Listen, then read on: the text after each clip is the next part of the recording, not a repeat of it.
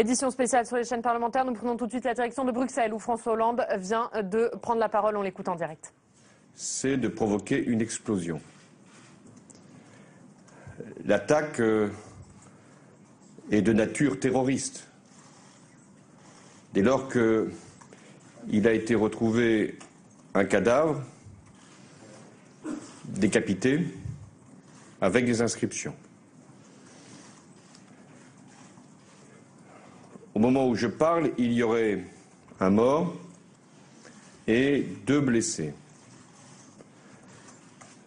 Le ministre de l'Intérieur s'est immédiatement rendu sur place avec le procureur.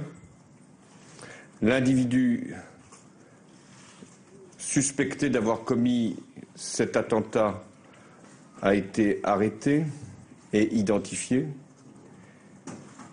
Des moyens de gendarmerie considérables ont été déployés dans la région.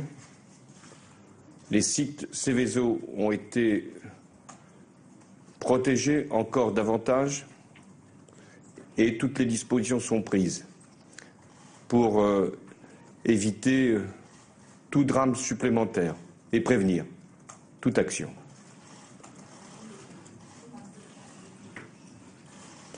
Le ministre de l'Intérieur va s'exprimer juste après mon intervention pour donner les informations utiles, et rien que les informations utiles, car l'enquête est en cours et vous savez qu'elle a été confiée au parquet antiterroriste.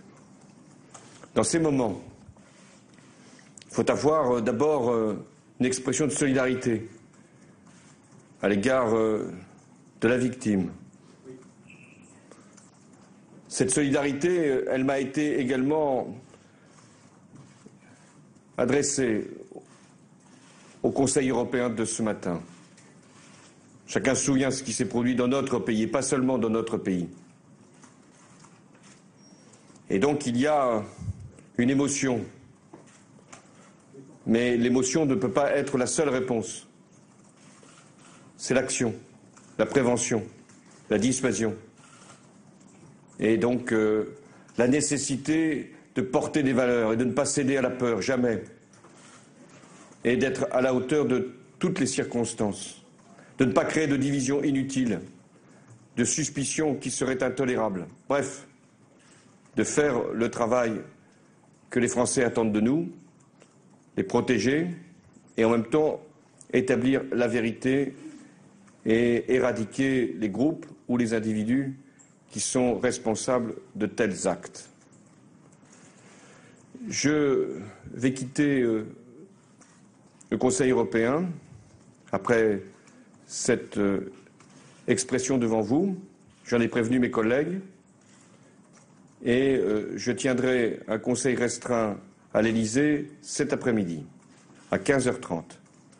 Nous aurons à ce moment-là d'autres éléments, toutes les informations et nous prendrons, si c'est nécessaire, d'autres mesures. Enfin, je vous l'ai dit, le suspect a été arrêté et il est identifié. Les enquêtes sont en cours et je laisse les autorités chargées de ces enquêtes donner des informations, même s'il doit y avoir aussi, vous le comprendrez bien, une part de discrétion pour assurer l'efficacité de nos services. Je vous remercie de votre compréhension. Voilà pour cette courte déclaration de François Hollande en direct de Bruxelles. On va y revenir avec Michael Zamès. Bonjour Michael. Alors François Hollande a employé le mot, il s'agit d'un attentat terroriste. Oui, malheureusement ou heureusement, on va dire que la France maintenant a l'habitude. François Hollande aussi, il l'a rappelé après ce qui s'est passé au mois de janvier. Le discours, mais c'est presque toujours le même. Il y a cette émotion, bien évidemment, cette solidarité, il l'a rappelé, envers les familles des victimes, une solidarité également internationale. On l'a vu, il était au Conseil européen, il a reçu cette aide, cette solidarité de la part des pays européens. Et puis, il y a cette notion de fermeté. Il ne faut pas céder face à la peur, c'est ce qu'il a rappelé. Toutes les mesures vont être mises en place avec notamment une inspection très précise de tous les sites à risque en France, et notamment les sites classés Seveso. Ce sont ces sites qui ont été attaqués ce matin et sites qui peuvent être en danger. Et puis, il y a eu ce message, évidemment, empreint de solennité, il faut le dire, François Hollande, qui aujourd'hui, avec un ton un peu différent, un costume un peu différent. On sent que la nature de François Hollande, là aussi, change parce qu'il y a une certaine émotion en lui. Il paraît, selon les proches de François Hollande qu'on a pu contacter, qu'il a reçu, on lui a montré les photos de ce qui s'était passé ce matin et qu'il y a eu un choc, visiblement.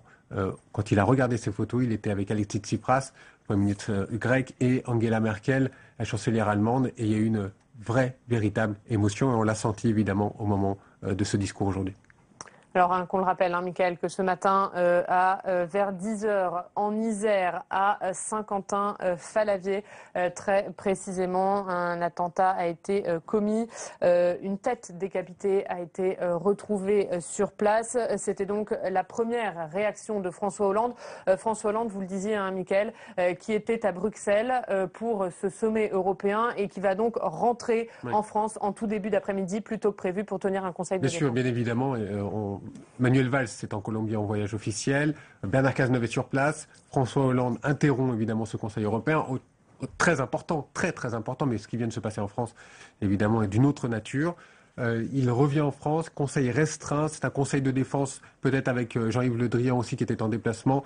Ils vont examiner tout ce qui va être aujourd'hui recueilli comme information. Ils savent aujourd'hui, ils ont identifié les suspects, ils savent que c'est un acte terroriste. À partir de ce moment-là, toutes les actions qui peuvent être mises en place par l'État seront mises en place. Vous vous rappelez qu'au mois de janvier, le plan Vigipirate Écarlate avait été mis en place. C'est le plan le plus haut niveau qui puisse exister. C'est-à-dire qu'il y avait des policiers partout, notamment sur les sites sensibles. Et il risque d'y avoir exactement la même chose. La police, certainement aussi, qui va renforcer. Valls, qui a annoncé depuis Bogota qu'il allait renforcer les sites sensibles dans toute la région Rhône-Alpes. Mais là, on imagine aussi que ça pourrait être renforcé à tous les sites environnants de toute la France. Et on pense évidemment aux installations nucléaires. C'est une priorité en France. Et évidemment, après, si la menace s'étend, d'autres sites peuvent être aussi également protégés. Et François Hollande, qui vous le disait, Mickaël, a appelé les Français à ne pas céder à la peur. Mais ce nouvel attentat montre une fois de plus que la France est une cible privilégiée des terroristes. En fait, quand on discutait un petit peu avec des ministres ces derniers temps, on posait toujours cette question, est-ce qu'il y a encore des risques d'attentat? Et chaque ministre à qui on posait cette question nous disait, mais en fait, on ne sait pas de savoir s'il va y avoir des attentats. C'est de savoir quand, où, comment, quelle cible. Voilà, la France encore prise pour cible ce matin. C'était le cas encore il y a quelques mois. Après le 11 janvier, il y avait eu des menaces également d'attentats avec des attentats déjoués. Cette fois, il y a eu un mort, 2 blessés. Il peut y avoir des répliques. Pour l'instant, il faut faire très attention à ce qu'on dit. C'est pour ça aussi que François Hollande reste très vigilant. Il ne veut pas trop en dire. Et c'est normal parce que Bernard Cazeneuve aussi doit prendre la parole pour s'exprimer sur les détails. Et le parquet antiterroriste de Paris a été saisi de cette enquête. Donc il va y avoir une enquête qui va être menée. On imagine que toutes les pistes policières peuvent être aujourd'hui lancées. Soyons très vigilants à ce que l'on peut dire sur ces pistes policières. On ne va pas trop en dire. Mais par contre, ce que l'on peut expliquer, c'est évidemment sur la nature de ce discours politique. On a vu qu'il y avait une certaine fermeté de la part de François Hollande, notamment toutes les dispositions vont être mises en place. Et face à la peur, ce n'est pas la peur qui peut gagner, mais c'est l'action, la réaction. C'est ce qui avait été fait au mois de janvier dernier et c'est ce qui, aujourd'hui, en ce mois de juin, est appliqué une nouvelle fois en France. Merci Mickaël. Alors qu'on le rappelle, François Hollande l'a déclaré, le suspect a été identifié et interpellé. Nous suivrons bien sûr ce qu'il va se passer tout au long de cette journée sur Public Sénat. Prochaine édition spéciale à 16h30, Mickaël, avec vous. On se retrouve en compagnie également d'invités politiques pour revenir sur le déroulement de cette journée, alors que je vous rappelle, François Hollande quitte plus tôt que prévu le sommet de Bruxelles et rentre à Paris où il tiendra un conseil de défense à 15h. On se retrouve donc à 16h30 pour une nouvelle édition spéciale. Merci à tous et bonne journée sur Public Sénat.